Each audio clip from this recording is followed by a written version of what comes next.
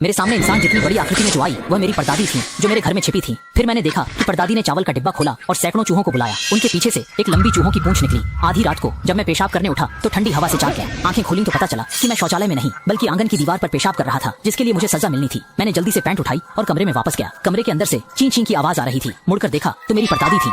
अंदर अंधेरा था। परदादी क्या कर रही थी? मैं उत्सुकता से दरवाजे के पास झुककर अंदर झांका। जो दृश्य देखा उसने मुझे डरा दिया। मेरी परदादी ने चावल के डिब्बे का लकड़ी का ढक्कन हटा दिया था और खिड़की से बड़े बड़े काले भूरे चूहे अंदर घुसकर चावल के डिब्बे में भीड़ लगा रहे थे और शोर मचा रहे थे। परदादी के छोटे पैरों के बीच एक लंबी चूहों की पूंछ फंसी थी। मेरी परदादी चूहे की आत्मा थी। मैं डर से कांप रहा था और मुंह बंद कर लिया। मैं भागना चाहता था, पर जैसे ही एक कदम पीछे हटा परदादी ने आवाज सुन ली, कौन है? उन्होंने पलट कर देखा। उनकी छोटी आंखें चमक रही थी और उन्होंने दरवाजे पर नजर डाली। परदादी ने चावल के डिब्बे में फुसफुसाकर हंस किया और चूहे तेजी से भाग गए। पलक झपकते ही सब गायब हो गए। परदादी ने चावल का डिब्बा बंद किया और तेजी से दरवाजे से बाहर निकली। उन्होंने इधर उधर देखा। जब मैं नहीं दिखा तो वह धीरे धीरे अपने पश्चिम वाले कमरे की ओर चली गई। जब तक परदादी ने दरवाजा बंद नहीं किया मैं दीवार के कोने में रखे बांस की टोकरी से बाहर नहीं निकला और दबे पांव चला गया। मैं बिस्तर पर गया और मेरी दादी जाग गई। छोटे बछड़े, तुम अकेले नहीं सो सकते। दादी, मुझे कुछ कहना है।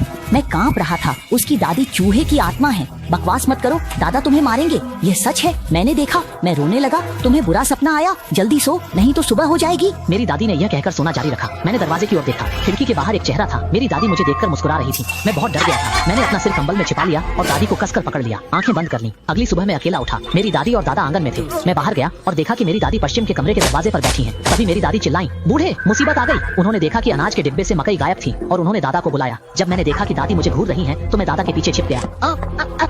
मेरी दादी और दादा मकई के अजीब बदलाव पर बात कर रहे थे। हमारे गांव में बहुत चूहे हैं, इसलिए अनाज को मोटे लकड़ी के तख्तों से ढका जाता है, जिसे चूहे नहीं खोल सकते। मैं उन्हें पिछली रात की बात बताना चाहता था, लेकिन दादी पश्चिम के कमरे के पास थी। मुझे डर था कि दादी सुन लेंगी, इसलिए मैंने दादी के जाने के बाद बताने का फैसला किया। दोपहर के भोजन के बाद मैं शंत जी को खोजने गया। चूहे की आत्मा में बदलने वाले बुजुर्गों की अफवाहें शंत जी के घर से शुरू हुई। पिछले साल शंत जी के घर में चूहे की आत्मा में बदल गया। बाद में शुन जी के पिता को खेत में एक बड़ा चूहे का बिल मिला, जिसमें दादी के कपड़े जूते मिले। पता चला बूढ़ी औरत चूहे की आत्मा थी। पिता फावड़ा लेकर घर गए और दादी को मार डाला। तब से शुन जी के घर में चूहे का आतंक खत्म हो गया। शुन जी का नया साल बीते ज्यादा समय नहीं हुआ था कि एक और चूहे की आत्मा ने बूढ़े बढ़ई को उसकी पत्नी में बदल दिया। बढ़ई की बहू के 2 महीने से कम उम्र के बच्चे को बढ़ई की पत्नी ने काट डाला। सुना है चूहे की आत्मा का रूप ज्यादा उन्नत नहीं होता। जब उसने लापरवाही की, लंबी चूहे की पूंछ दिखती है, पर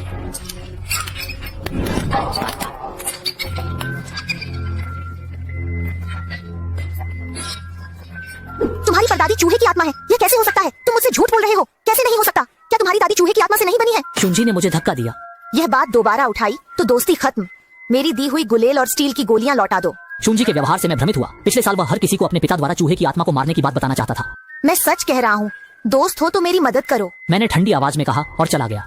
शुन जी मेरा सबसे अच्छा दोस्त है। सोचा था रहस्य में मदद मिलेगी, पर वह इतना बेवफा निकला। मैं बहुत निराश था, पर मैंने हार नहीं मानी। मैं चावर के पास गया। बूढ़ा बढ़ई चावर का मामा था। चावर ने सुना कि मैं शुन जी के पास था। शुआन जी पर गुस्सा करना छोड़ो। उसके पिता ने उसे डांटा कि वह बाहर यह बात फैला रहा है। चूहे के राक्षस ने यह सुन लिया है और वह उसके घर बदला लेने आएगा। भूख लगने पर पता चला कि चूहे का राक्षस कितना जहरीला है। क्योर की आंखों में विचार आया, तुम आओ, मैं तुम्हें एक तरीका बताता हूँ। क्योर की योजना सुनकर मैं झांग फूफू के घर भागा। शाम तक घर पहुँचा। आंगन में कुछ और लोग थे। वे छोटे चाचा का परिवार थे। छोटे चाचा और चाची अपनी चचेरी बहन त्यान त्यान के साथ लौटे। उन्होंने कहा कि वे कुछ काम के लिए रुकेंगे। जब मैं खाना लेने गया तो मैं रसोई में घुसकर चूल्हे के पास गया और जेब से एक छोटा टुकड़ा निकाला। सूअर की चर्बी का टुकड़ा कढ़ाई में डाला। वह तुरंत भुनने लगी और सुनहरी हो गई। ये क्योर का तरीका था। उसने कहा था कि चूहे का राक्षस भुनी हुई चर्बी की खुशबू बर्दाश्त नहीं कर सकता। अगर मैं चर्बी के टुकड़े उसके सामने फेंक दूं, वह अपना असली रूप दिखा देगा। उसकी नाक चूहे जैसी हो जाएगी और वह अपने लंबे दांत और पूंछ नहीं छिपा पाएगा। दिन में मैं झांग तूकू के घर के बाहर तब तक इंतजार करता रहा जब तक मेरे पैर दुख नहीं गए। तभी वह वापस आया। झांग तूकू हर दिन बचा हुआ मांस घर लाता था। उसने मुझे चर्बी का यह पतला टुकड़ा दिया। तभी दादी ने मुझे खाने के लिए बुलाया। मैंने जल्दी से चर्बी के टुकड़े निकाले और कागज में लपेटकर जेब में रख लिए। सब लोग मेज पर बैठ चुके थे। केवल परदादी के बगल में एक खाली जगह थी। मैं डरते हुए कुर्सी पर बैठ गया। क्या और की बात याद आई। सुअर की चर्बी के टुकड़े। दस्तावेज जितना ज्यादा, नियंत्रण उतना कम। मौका मत छोड़ो। मैंने सबकी नजर बचाकर चॉपस्टिक से मेज के नीचे से सुअर की चर्बी उठाई। परदादी, आप खाइए। मैंने चर्बी परदादी के कटोरे में रखी। परदादी ने झिझककर कटोरे में देखा, नाक सिकोड़ी। मैं भी एक टुकड़ा लेता हूँ। परदादी के लिए क्या उठाया? सबने गर्दनें लंबी की। परदादी के कटोरे में झांका। मैं भावहीन परदादी को घूर रहा था, सोच रहा था, बाहर आओ चूहे। परदादी ने कटोरे में देखा, मुस्कुराई। छोटे भैंसे, सुअर की चर्बी कहाँ से मिली? मैंने देखा परदादी के चेहरे सिकुड़ रहे थे। मुंह से ची ची की आवाज आई। अचानक एक गहरा काला चूहा छत से मेज पर कूदा। परदादी का कटोरा गिरा। चीनी मिट्टी का कटोरा टूटकर बिखर गया। चूहा चर्बी लेकर भागा। फिर नीचे से मीठी की रोने की आवाज आई। मैंने देखा मीठी जमीन पर बैठी मिट्टी के टुकड़े उठा रही थी। उंगली कट गई, खून बह रहा था। मीठी, इतनी शैतानी क्यों? परदादी ने जल्दी से मीठी को उठाया। खून बहती उंगली मुंह में डाली। नाटक किया। मैं, छोटा शेन, मीठी को दूर हटाया। परदादी लाल जीभ से मीठी के होंठ चाटे, मुस्कुराई। मैंने देखा परदादी की पीठ पर चूहे की पूंछ नहीं थी। किसी ने चेहरे का बदलाव नहीं देखा। मुझे एक जरूरी बात याद आई। मैं मीठी के पास गया और फुसफुसाया,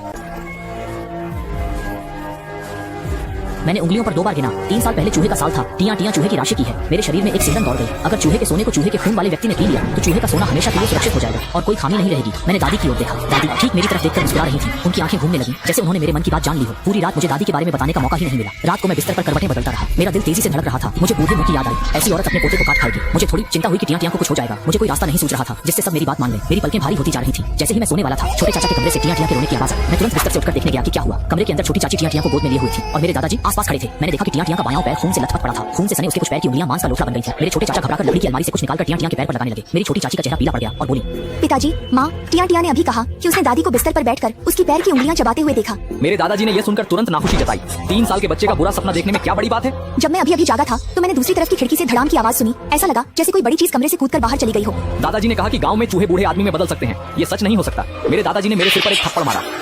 कोई भी चूहे की आत्मा में बदला हुआ तुम्हारी नानी नहीं हो सकता। छोटे चाचा ने नाराज होकर खिड़की से बाहर देखा। जमीन पर कुछ दिखा। उन्होंने भूरे स्लेटी पुराने कपड़े के जूते उठाए और दादा दादी के सामने रखे। दादी जी का चेहरा तुरंत पीला पड़ गया। बूढ़े, ये माँ के जूते हैं। शियाओ शेन की आंखें बड़ी हो गई। ये चीज खिड़की से भागते समय गिर गई होगी। ये सुनते ही दादाजी को छोड़कर सब डर के मारे कांप उठे। सबके चेहरे पर दहशत थी। दादाजी, दादी जी, छोटे चाचा, छोटी चाची, परदादी सब चूहे की आत्मा में बदले हैं। मैंने देखा है। छोटे बदमाश, तुम बकवास कर रहे हो। मैं तुम्हारी जबान खींच लूंगा। मेरी दादी ने जल्दी से दादाजी का हाथ पकड़ा और दूर से फुसफुसा कर कहा। मैंने कहा कि इतना सारा मक्का कम होने पर चूहे लकड़ी के तख्ते को बिल्कुल नहीं हिला सकते। मेरी दादी ने दांत पीसते हुए दादाजी को देखा। छोटे पानी के भैंस की बात सच है। मीठे चूहे, तुम्हारी माँ अपना असली रूप दिखाने से डरती है, इसलिए वह मीठे खून को पीना चाहती है। अगले दिन मैं, छोटे चाचा और छोटी शेन जो अपनी चचेरी बहन को गोद में लिए हुए थी, सब आंगन में खड़े थे। मेरी दादी ने हाथ में एक तश्तरी पकड़ी थी जिस पर 3 सुनहरे भूरे रंग के सुअर की चर्बी के टुकड़े थे जिसकी खुशबू फैल रही थी। दादी ने कई बार कहा, दादाजी। आखिरकार तश्तरी लेकर पश्चिमी कमरे की ओर बढ़े। दादाजी के दूसरे हाथ में कुल्हाड़ी थी। मेरा दिल धड़क रहा था। मुझे थोड़ी घबराहट थी पर उससे ज्यादा कुछ और था। चूहा दानव असली रूप दिखाएगा। दादी मेरे दादाजी के पास गई। उसने पहले कहा, मुखिया, चूहे ने जूता चुराया, ढूंढो। दादाजी हैरान। माँ, जूता ठंडे कमरे में है, बाद में दूंगा। दादाजी ने कुल्हाड़ी पैर के नीचे रखी। दादी को सुअर की चर्बी दी। कितनी अच्छी है। छोटे जल भैंसे और टियान टियान ने खाया।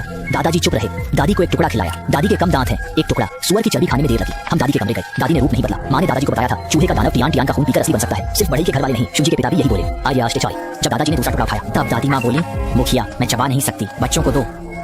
दादाजी ने टुकड़ा रखा, पैर के नीचे की कुल्हाड़ी उठाई, उदास होकर बोले, मेरी माँ कहाँ है। दादी माँ हैरान, मुखिया क्या कह रहे हो। चूहे के दानव, तुमने नातिन की उंगलियां खाई। उसे लंगड़ा बना दूंगा। जल्दी रूप दिखाओ। माँ कहाँ है, छोड़ दूंगा। दादी अविश्वसनीयता से दादाजी को घूरा, फिर पीछे देखा। समझ गई, सुअर की चर्बी का राज। दादी गुस्से से कांपी। जानवर, तुम्हारे पिता को गए कितने साल हुए और तुम। हाँ, ऐसी बातें। हमारे चेन परिवार में तुम जैसा बेटा। मैंने माँ को मारने की हिम्मत की। काश तुम्हें नदी में डुबो दिया होता। जानवर से भी बदतर चीज। दादाजी ने चाकू रोका। मैंने आगे कदम बढ़ाया। सुनिए, उसके नाटक से मत धोखाइए। ये राक्षस ताबूत देखे बिना नहीं मानेगा। उसका एक हाथ काटिए, फिर देखिए हिम्मत करता है या नहीं। परदादी बिस्तर पर रो रही थी। परदादा का नाम ले रही थी। मैंने भी चाकू उठाया। मेरा हाथ कांपा। ए चेन, तुम कमीने, यह कैसा समय है। तुम नहीं देखते कि माँ की खाल में क्या है। क्या तुम चाहते हो कि तुम्हारा हाल उस बढ़ई जैसा हो जिसने पोती को मरवा दिया। बेटा भी नाराज है। अगर वापस आकर इसे नहीं संभाला तो इस राक्षस को पालोगे। देखते हैं यह कब सबको मरवाकर तुम्हें चेन वंश में अकेला छोड़ेगा। परदादी ने सिर उठाया कर बोली। लेह तेंग ने दादाजी को धक्का दिया। बड़े भाई, इस चुड़ैल के झांसे में मत आइए। ये जहरीला सांप है। जब से आई है इसका इरादा अच्छा नहीं रहा। अगर यह न होती तो तुम और तुम्हारे भाइयों में अनबन क्यों होती। तुम अच्छी तरह सोचो। दादी ने मुंह फेरा। परदादी को गालियां दी। दादाजी से चाकू छीनकर खुद मारना चाहती थी। दादाजी ने दादी को दूर धकेल दिया। मैं तुमसे तंग हूँ। हम पश्चिम के कमरे से भागे। मेरी दादी दादाजी को कोस रही थी। दादाजी जंजीर लेकर पश्चिम के कमरे में गए और परदादी के पैर दीवार से बांध दिए। तब दादी चुप हुई। दादाजी ने पश्चिम का दरवाजा बंद किया। अंदर परदादी के दुख भरे रोने की आवाज आई। हमने हाउजी जिंग को पकड़ा। दादाजी और छोटे चाचा बड़े पीले कुत्ते के साथ परदादी को खोजने गए। हम उम्मीद कर रहे थे कि हाउजी जिंग ने परदादी को कहीं छिपाया होगा। क्या वह जिंदा है। हमें जल्दी ही सुराग मिला। बड़े पीले कुत्ते को घर से दूर तरबूज के खेत में नीले स्लेटी कपड़े मिले। दादाजी ने कपड़े पकड़े, होंठ कांपे, चुपचाप रोए। ये कपड़े छोटे भैंस के बच्चे की परदादी के थे जिसे माँ ने हाउजी जिंग से खो दिया था। छोटे चाचा हैरान थे पर मुझे अजीब लगा। कपड़े देखकर लगा मैं पहले से जानता था कि वे नीले स्लेटी थे। क्यों। घर लौटकर दादाजी की आंखें लाल थीं। कुल्हाड़ी लेकर गुस्से से पश्चिम के कमरे में गए। अंदर दबी आवाजें आईं। तभी मुझे याद आया कुछ पहले परदादी कह रही थी कि उनके नीले स्लेटी कपड़े गायब हैं। मुझे ये क्यों याद आया। शुआंजी और बूढ़े बढ़ई के घर की तरह मैंने और छोटे चाचा ने घास की चटाई से हाउजी जिंग का शव उठाकर बंजर भूमि पर आग लगा दी। परदादी को हाउजी जिंग ने मारा। हमने हाउजी जिंग को मारा। दिल में दुख या गर्व ज्यादा। काम के बाद चावर को खोजने गया पर वह घर पर नहीं थी। फिर शुआंजी को खोजने गया। हालांकि शुआंजी ने मदद नहीं की पर मैं गुस्सा नहीं हूँ। उसकी कठिनाई समझता हूँ। शुआंजी हाउजी जिंग से मिला था। दादा ने चूहे की आत्मा मारी। शुआंजी के पास कलम कम है। बकवास बंद करो, ये सच है। चूहे की आत्मा ने तुम्हारी दादी को भी मारा। तुम मेरे परिवार पर विश्वास क्यों नहीं करते। मैं परदादी के बिना बहुत अकेला हूँ। क्या मैं चाहता हूँ कि चूहे की आत्मा आए। ये कहते ही दुख हुआ। मैं रोने लगा। परदादी अब दरवाजे पर नहीं बुलाएगी। इधर आओ, टॉफी मिलेगी। मैं श्वेंजी से बहस नहीं करना चाहता। मैं मुड़ा और चला गया पर श्वेंजी की आवाज आई। असंभव, चूहे की आत्मा घर नहीं लौट सकती। घर आते हुए सब घूम रहा था। मैं शुएंजी की बात पर विश्वास नहीं कर सका। उसने सोचा था कि उसके पिता को चूहे की आत्मा ने मारा। चूहे की आत्मा ने मारा था। एक रात शुएंजी ने माता पिता को बात करते सुना। सच्चाई पता चली, ये वैसा नहीं था जैसा सब जानते थे। दादी बीमार थी, पिता ने नियंत्रण खोकर उसे मरवा दिया। चूहे की आत्मा नहीं थी, ये बड़ों का झूठ था।